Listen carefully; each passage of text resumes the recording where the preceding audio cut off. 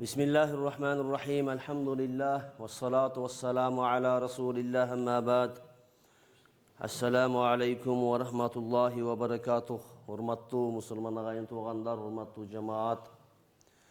Hazırlı İmam Damın ağzı aytып ketkendey, bugün bir жақсы günde turabız. Gündödün en жақсы делинген Cuma gününde anı menen koşamına boşa qoğuz da Ramazan ayı baş bağып тұрат.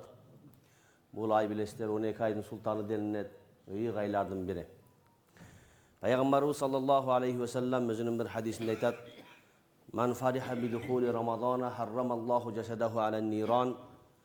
Ким Рамазан айының кирип келгендігіне қуанса, қуанып эле койса, Алла Таала ошол адамдын денесин бүт дегенде 7 тозок бара айтылат, ошо 7 тозоктун баарына тең арам кылат дейт. Демек, тозокко кирбейт деген маана. Биздин сиздин динибиз хакыйкат ислам дининин ушундай боору кеңдигин караңыз. Мына ушул айдын кирип келгендигине кубанып эле койсок, берген сыйлыгын карап көрүңүз. Эми дагы бир хадисинде пайгамбар айтат: "Мен сама Рамадана иманан ва ихтисабан гуфира лаху ма тaqaddama min zambi." Ким Рамазан айынын орозосун кармаса, ал адамдын мурунку өткөн күнөөлөрү кечирилет. Башка бир риваятта күндүз орозосун кармап, түнү намазын окуп, тагыраак айтканда таравихин окуса деп да кошулуп кеткендери бар. Кыскасы, бул айдын артыкчылыктарын, фазилеттерин биз үммөткө пайда жактарын айтып отурсак, ого эле көп. Bir gün жетпей калышы деле мүмкүн. Болгону биз ушул айды канимет билип, жанагындай олжо кылып алып, башка айларга салыштырмалуу көбүрөөк Кудайга жакындаганга аракет кылып, көбүрөөк сооп топтоп калышыбыз керек. Себеби бул айда жасаган жакшылыктарыбыз, аткарган дуаларыбыз, ибадаттарыбыз болсун, Алла Таала буга чексиз соопторду берүүсүн өзү убада кылган. Аллах Таала айтат Кур'анда: "Estağfirullah ya eyyuhellezine amanu kutiba aleykumus siyamu kema kutiba alellezine min qablikum la'allakum tattaqun." Ey iman keltirген pendeler, силерден мурунку үммөттөргө да орозо парз кылынгандай эле, аларга деле орозо кармоо парз кылынган. Ошолор сыяктуу эле силерге да орозо кармоо парз кылынды. La'allakum tattaqun, силер таква болоорсуңар деп. Ушунун мааниси, пенде биз мусулман орозо кармоо менен таквалыгыбызды чыңайбыз, бекемдейбиз. Орозо кармоодо таквалыктын чоң үлгүсү жатат. Анан башка бир хадиси кутсийде Алла Таала айтат: "Мен пендемдин жашаган ар бир жакшылыгына 10дон 700ге чейин соопторун эселетип беремин, илля саум фа иннаху ли." Бирок орозо андай эмес. Орозого андан да көп берем дегени. Себеби орозону пендем мен үчүн кармайт деп. Анан суроо болот: башка амалдар деле Аллах үчүн го. Эмне үчүн Алла Таала орозону ажыратып мен үчүн деп атат? Мисалы үчүн намаз окусак деле Кудай үчүн. Зекет берсек деле Кудай үчүн, ажылык өтөсек деле Кудай үчүн. Кандай гана жакшылык болбосун, шариятыбыз буйруган сооптуу амалдарды аткарбайлы, баардыгын Кудай үчүн кылабыз го. Эмне үчүн ошолорду Алла Таала мен үчүн дебей, ажыратып орозону, алардын ичинен орозону гана мен үчүн деп атат дейт. Алымдарыбыз муну мындай түшүндүрөт: намаз окусак, мына ондогон, жүздөгөн адамдар күбө болот экен намаз окуганыбызга. Балким биз кожо көрсүнгө окуп аткандырбыз. Кудай сактасын. Ажылык өтөгөнүбүздү миллиондогон адамдар көрөт. Зекет берип кайрымдуулук жасаганыбызды эч ким көрбөсө деле жок дегенде алган жакыр адам билет, көрөт экен. Бирок орозо кармаганыбызды Кудайдан башка эч ким билбейт. Адамга мен орозо кармадым деп айтып койсоң ишенет, тияка кирип жашынып алып жеп ичсең билбейт алар. Демек, адамзат көрүп турган, көрбөй турган, билген, билбеген жерде деле Кудайдан коркуп, ошол Кудай таң жүргөндөн күн батканга чейин жебей ичпей жүрүүнү буйругандыктан, ошону жебей ичпей жүрсөң, ошол таквалыгың ошол. Ошентип орозо кармоо менен таквалык чыңалат. Кийин ошол таквалыгың намазга көчүп өтөт. жана башка жакшы амалдарга көчүп отуруп, сиз менен биздин такыбалыгыбыз, ыхласыбыз дагы да күчөйт деген маанини берет. Туугандар, мен өз адистигимден келип чыгып бүгүн сиздерге мына ушу орозо жаатында эң зарыл болгон нерселерди айтып кетейин. Рамазан айындагы ооз бекитүү менен ооз ачуу маселелери. Коомчулукта ушул деле бир аз не десек, бир көп болуп болсо да, аз болсо деле түшүнбөстүктөр жок эмес. Башында биз бул календарды түптөп атканыбызда каршы чыккандар көп болгон. Туура эмес экендигин айтышкан, жана башка болгон көп тартышууларга себеп болгон. Тартышуу болгону жакшы, талаштан тактык чыгат деп, тактык чыгып, ошол бүт өлкөбүздөгү бүт мусулмандардын баарына ошол календар тартипке коюлду. Бүгүн өлкөбүздөгү баардык намазкөй бир туугандарыбыз ошол календар менен намаз окуп, ошол календар менен орозо кармап, оозун ачып келатат. Айтайын дегем, адистигим дегенде ошол календарды түзгөн автор менмин өзү. Жанагы Насаат медиадагы берилген календарды дагы ошо бизден алышкан.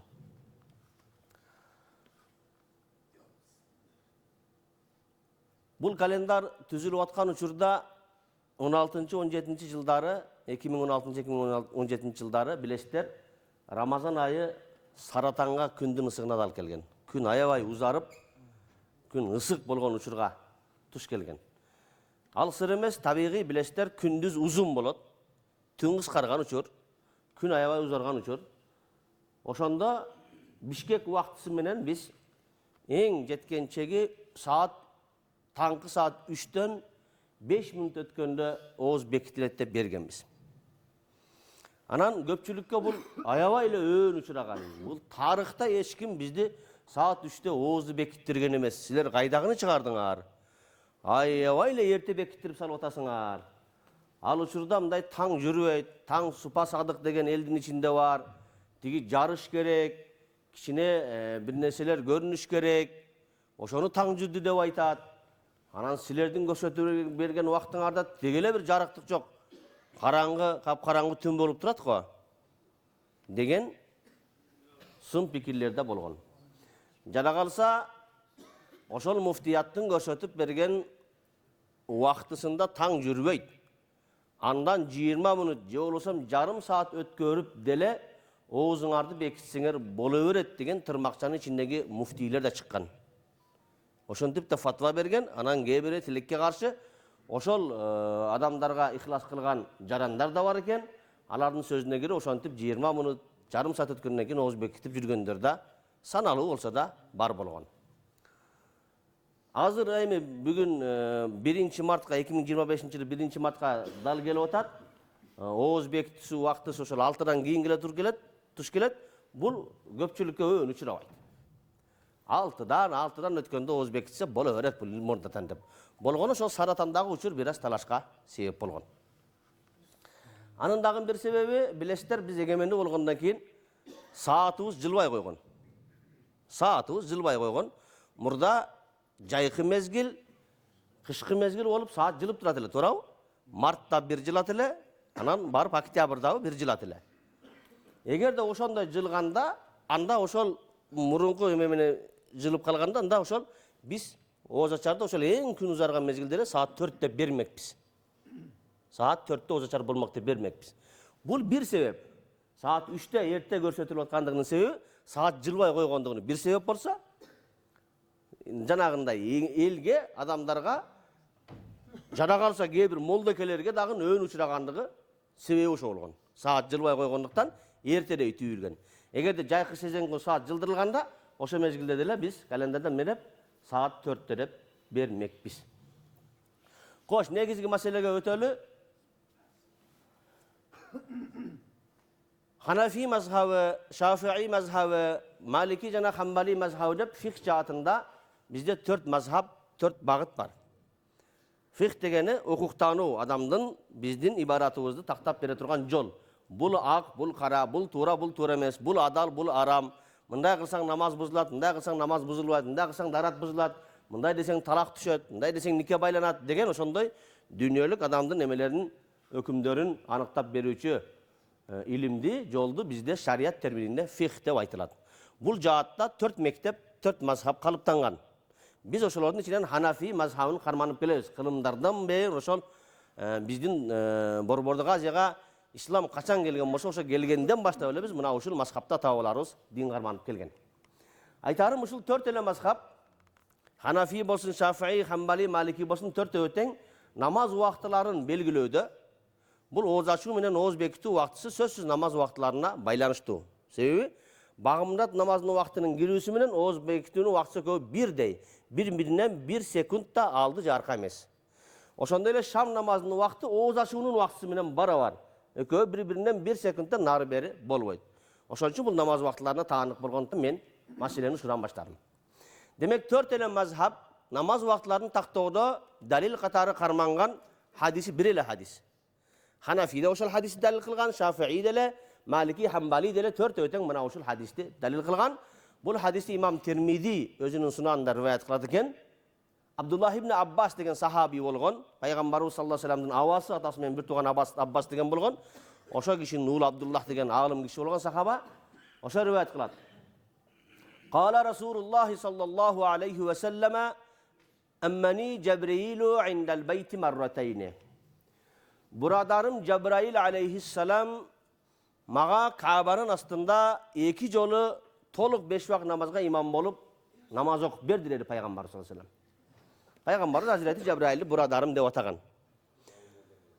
Cebrail aleyhisselam demek Peygamberimizga imam bolup namaz okup berdi 2 gün. Anan 2-nji günü bütkөндөн kийин mындай деген.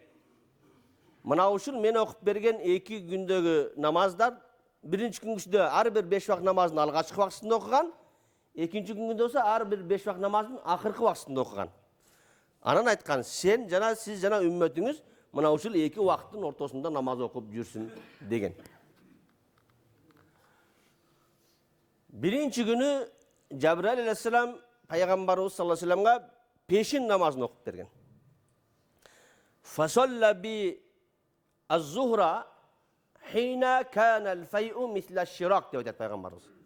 Birinci günü Peygamberimiz sallallahu aleyhi ve sellem'e Cebrail aleyhisselam çü degendele beşim namazını imam bolu okup berdi.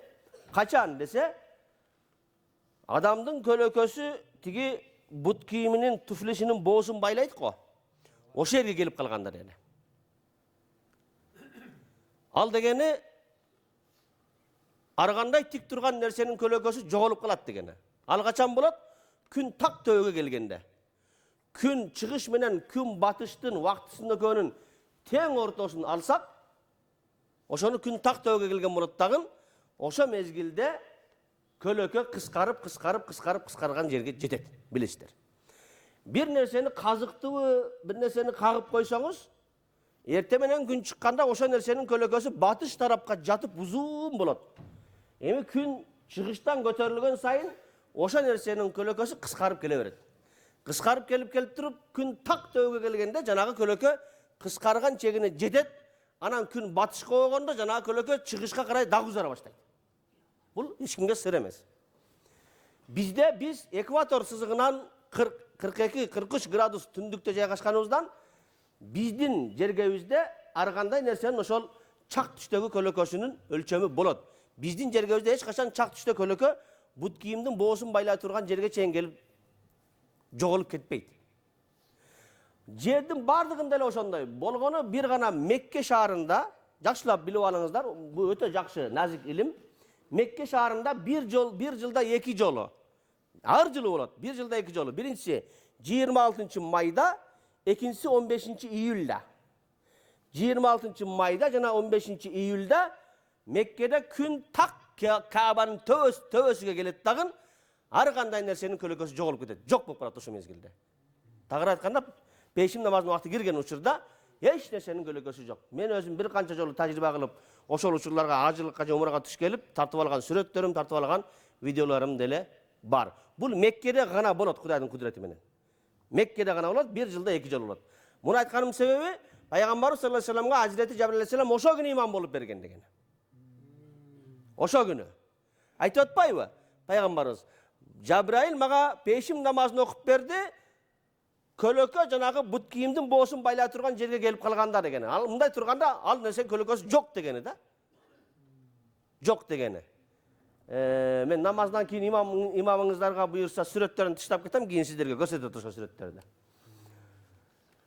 Bunun dağın özünün bir nemesi var da, bu Peygamberimize Hazreti Cebrail'din imamatçılık kılıp okup bergen namazı Peygamberimiz sallallahu aleyhi ve sellem Mi'rajga çıkıp gelgenden keyin bolgon. Mi'rajga çıkkanda Allah Taala 5 vakt namazı farz kılıp bergen, bilesizler. 50 vakt namazı farz kılgan, kaytkanda Musa aleyhisselam ne oldu? Rabbin ne dedi dediler? Maga jana ümmetime bir günde 50 vakt namazı farz kıldı dediler.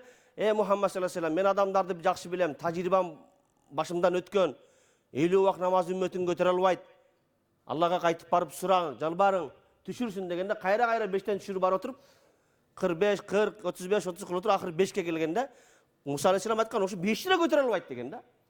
5 vakt namazını okuy albayt güydüröt. Kayra surağın degende ana Peygamberimiz uyalam degende. Anan oşantı 5 vakt namaz asmanda farz bolgan bilesizler. Anan ertesi günde Cebrail aleyhisselam gelip durup ne kılgan oşal 5 vakt namazın vaktın talimini berip atı. Vaktısı kaçan bol olsun. Kıskası oşonda Şam namazınga ötölü, Şam namazın kanday kılgan dese gün batar menen okugan, ertesi günde oşonda okugan da. Bul degeni Şam'da daima tezdet okuş gerek degeni. Özü birinci günde her bir namazın baştapkı vaktini okup, ikincisinde ahırkı vaktini okuş gerek ile. Şam'da ekönten bir günde okugan. Bağımdatты kaçan okugan dese hina bazagal fajuru dep aytat. Algaçkı taң жүрgöndө dep aytılат. Algaçkı taң жүрgöndө bağımdatты okudu deydi. Algaçkı taң kantıp jüret, biz bunu bileli. Bu kalendar namaz vaktlarının kalendar oңойлук менен түптөлө турган нерсе эмес. Bunu түптөй турган адам astronomiya, fizika, geografiya ilimlerinden de kabar boluş gerek. Anan oşolordun mizamı menen Kur'an ayatları jana Peygamber sallallahu aleyhi ve sellem'in hadislerin birbirine ayık alıştırış gerek. Sebebi bizdin din bu ilimdin dini. Eş kaçan Kur'an ayatları jana Peygamber'in hadisleri ilimge karşı gelmez gerek. Akıl jana kalsa akılga karşı gelmez gerek da. Biz aytkanda bugünkü tilmen aytkanda logikaga da karşı gelmez gerek. Mına oşonu din deybiz da, bizdin din uşunçalığı menen hakikat uşunçalığı menen aruu bir ne desek bir hakikat din. Demek oşol astronomiya jana fizika zakonları menen Kur'an ayat jana Peygamber'in hadislerini ayık alıştırıp durup anan erejeler işlep çıkan mından 1000 yıl murun ele, mingdegen 1000 yıl murun ele alımlar, İslam alımları bunu negizlep ketken. Oşol Abu Rayhan al-Beruni, oşol maktansak bolat bizdin Bornbo'da har taraptı, ilimdin har tarmağынан yetişken alımlar çıkıp bütün alamga ülgü bolgon. Oşol Abu Rayhan al-Beruni, bilestir mana Ulug'bek'tin nemen, Amir Temir'in nevresi Ulug'bek, Mirza Ulug'bek dep koyot. A kişinin dostları, şagirtler Musa Kazızada, Ali Kuşçu degenler bolgon. Oşolordun kiteplerinde 1000 degen yıl murdele жазып koyulgan, hazır dele turat oşo kitepterde. Taң kaçan jüröt dese, taң her bir jerdin gorizontundan gündün diskası 18 gradus ıldıda turganda taң jüröt dep aytılат. İnna inhitata şamsi tahtal ufuqi meta kana 18 cüz'an fahuwa awwalu vakti subhi. Kim? Beruni özünün Al-Kanuni Mas'udi degen kitabında şuntip yazar. Kaçan gün her bir jerdin gorizontundan 18 gradus ıldıda turganda taң jürdü dep aytılат. Bolgonu bizdin geografiyalыk relyef tegiz emes. Mına çıgış jaktı karasak, bizdin çıgış jakta gorizontumuzdan kündün jaydın çıkan jebinesen çıkanın baykaş üçün toskоолуктар көп. Mına çü degende mına turgan tamdar, üylөр, toğlar var, daraktar var, bak daraktar var. Aldıra kançalagan şaharlar бар dagın. Algaçkı taңdın jürgönü bizge baykalbайт közübüzge. Jana kalsa bizdin Kırgızstandın geografiyalыk şartında bilesizler 95% bizdin jerimiz kartabız toğlu. Bu nerseni kaydan baykasa bolat? Öte toğusu yok, tegiz çöldörde, je olsam köldörde.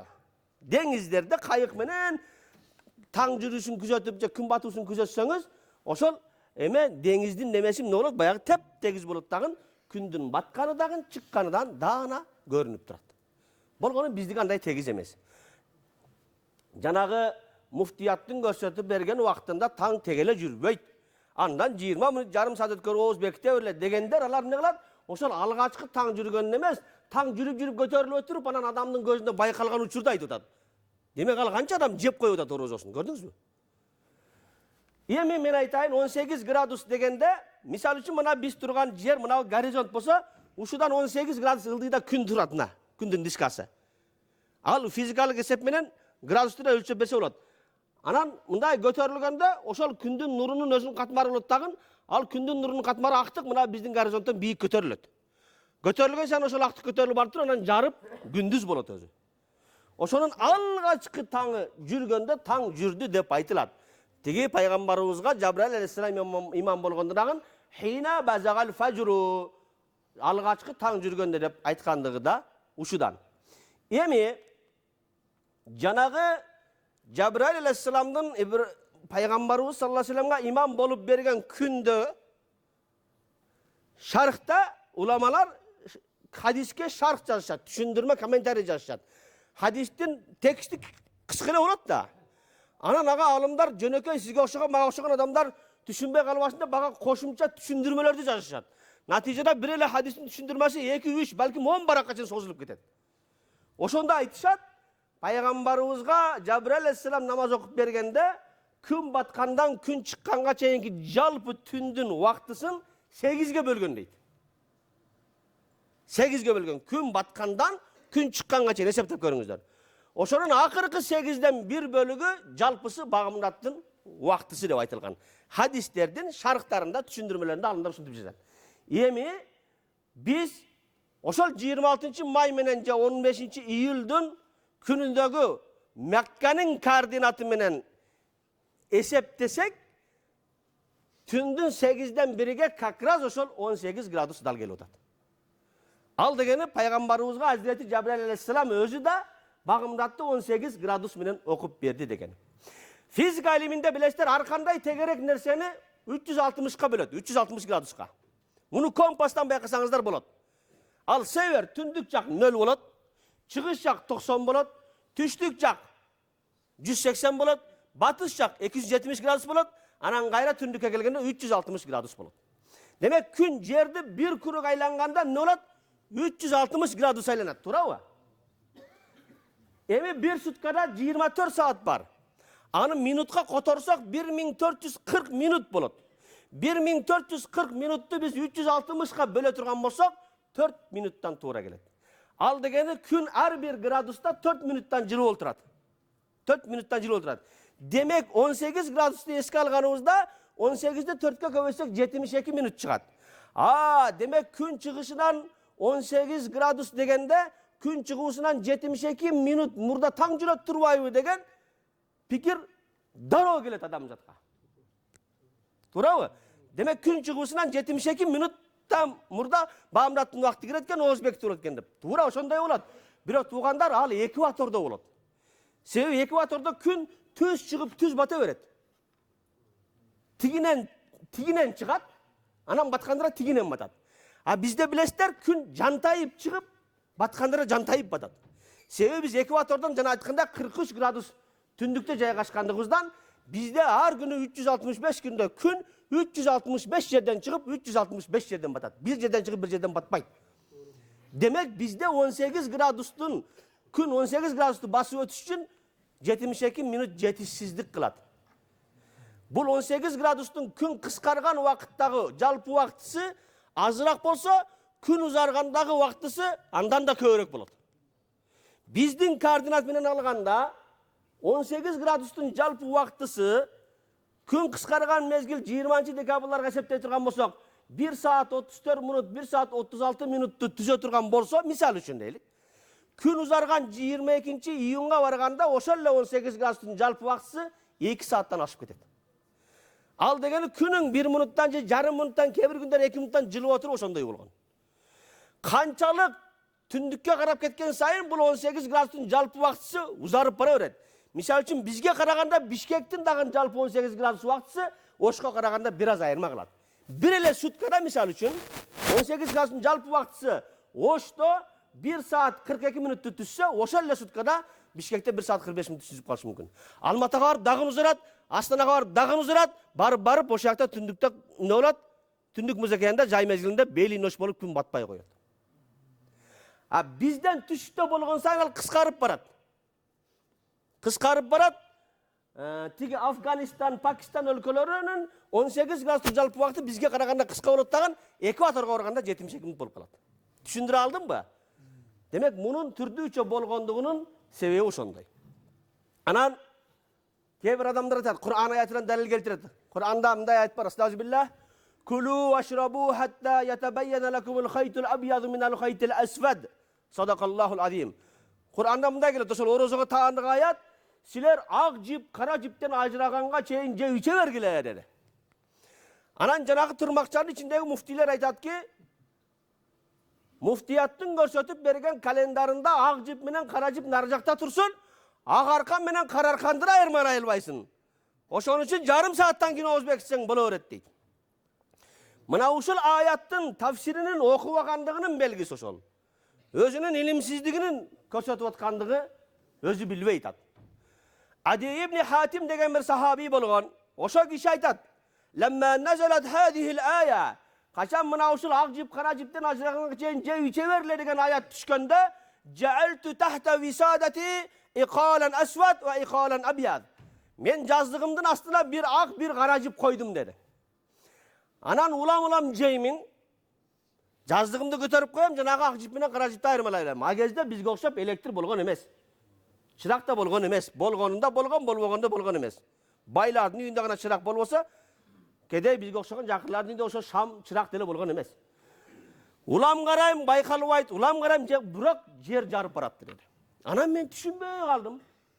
Дароо Расулулла саллаллаху алейхи вассаламга чуркап бардымдан, "Я Расулулла, ушундай аят түштү эле. Анан мен ошону мындай бир живой, тирүү тажрыйба кылып, жаздыгымдын астына бир ак, бир кара жип койсом, туура келбеди го, түш келбеди го, мен түшүнбөй калдым" деди эле. Хадисте келет. "Эй Ади ibn Hatim, сенин жаздыгың кең экен" дейт пайгамбарыбыз. Ал жаздыгың кең экен деген арабчарда каймана маани. Каймана маани, кополураак болсо кечирим сураймын, бүгүнкү күндө айтып жүрөт го. Гаңгир баш экенсиң дейт го. Башыңды шетпейсиңби деген сөз ал. Ал Куранда келип аткан ак жип менен кара жип тиги сенин жаздыгыңдын астындагы ак жип менен кара жип эмес. Ал күн менен түндүн ажыраганы деди, горизонттон ажыраганы деди. Анан кийин Алла Таала минал фажри деген аяттын уландысын түшүрдү. Бул гаңгир баштарга ачыраак айтпасам түшүнбөйт окшойт деди Алла Таала. Анан кийин фажирдагы сен тиги жаздыгыңдын астындагы ак жип эмес, кара жип эмес. Ал таң менен күндүн ажырагандагысы, таңдагысы деп Алла Таала дагын таакиттап күчөтүш үчүн дагын аяттын уландысын түшүрдү. Кээ бир сахабалар бири-бирине ак жип, бири-бирине кара жип байлап алып, сыртта басып жүргөн дейт, ошону ажыратабыз деп дейт. Бул ага түшпөйт тууганда. Көрдүңүзбү? Ооз бекитүү маселеси ушундай.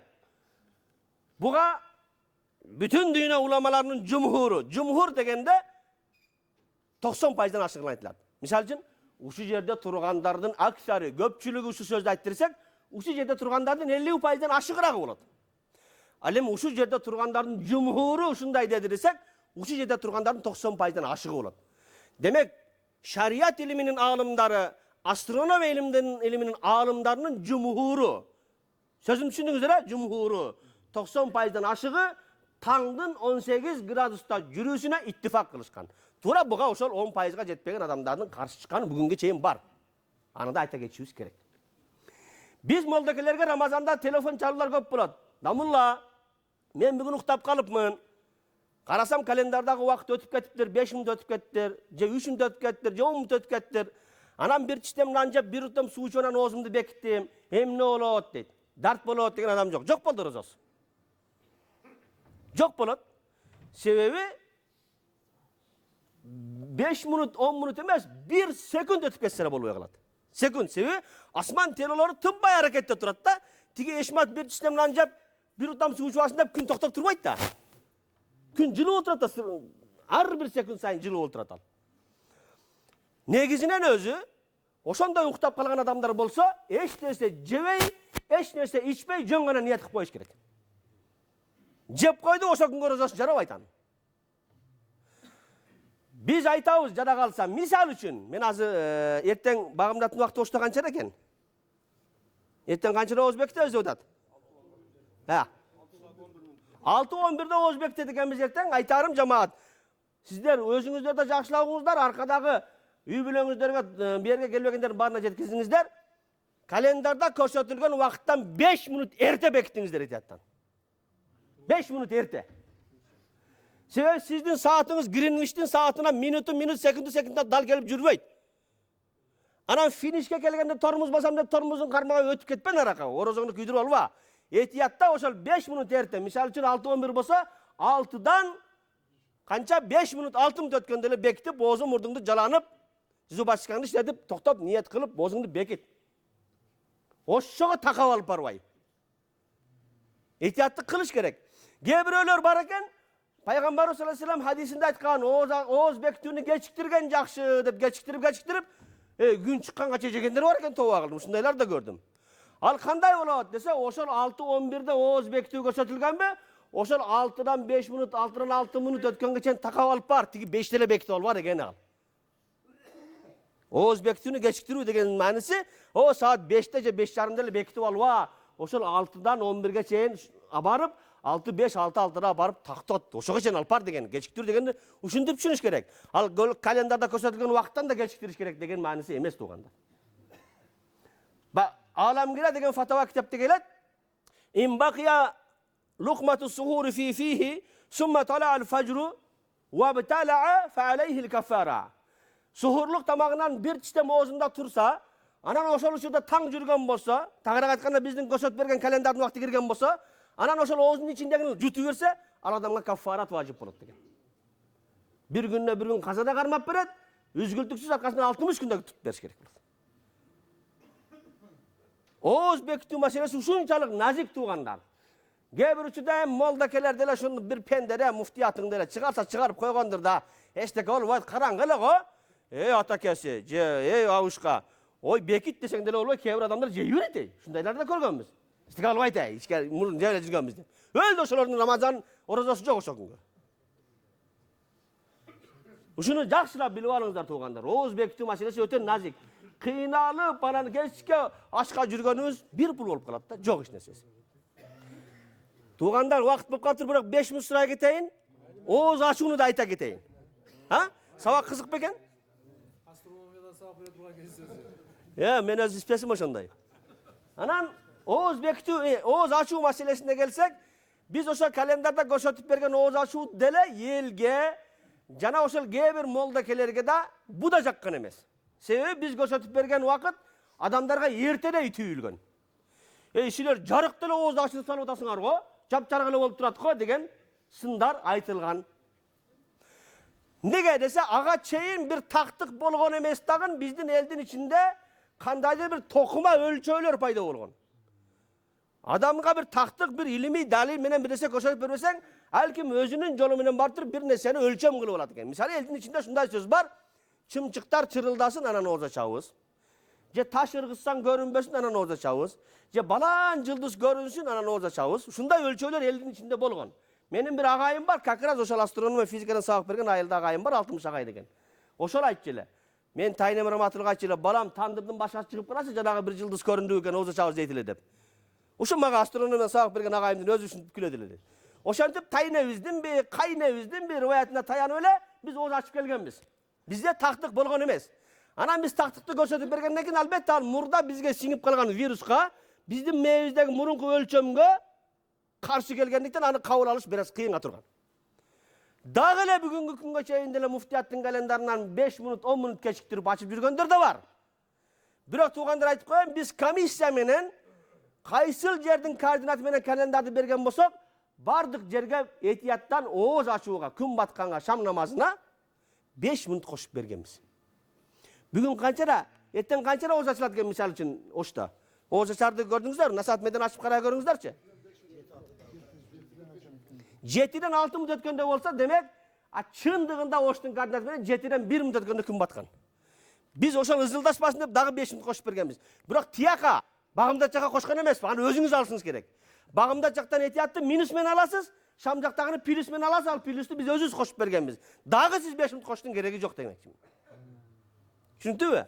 Эми жарык маселесине келели. Hazreti Bilal radıyallahu anh мындай деп айтат.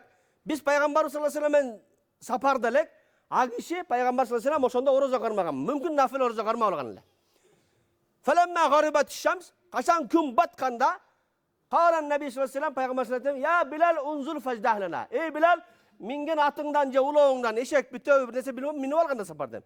Mingen ulağından düşkünde bizge je içkile bir nese ber oğuzumuzda açalı dedi. Peygamberimiz sallallahu aleyhi ve sellem Hazreti Bilal'ga aytıyor.